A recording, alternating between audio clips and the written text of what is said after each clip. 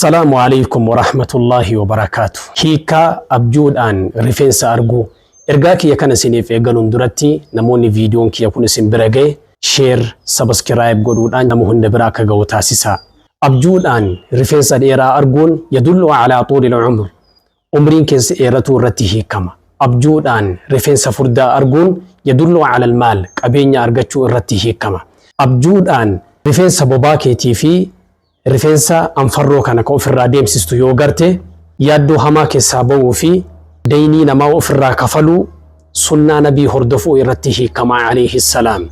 Abjuudhaan dhalaan heerumte rifeensa gurraacha yoo garte abbaan manaa isii jaalachuu irratti hiikama. Abjuudhaan rifeensa dheeraa fi furdaa wal bira yoo garte dhalaan hin heeruminii fi dhiirri hin fuudhin innis fuudhuu fi isiinis hiree heerumaa argatuu irratti hiikama.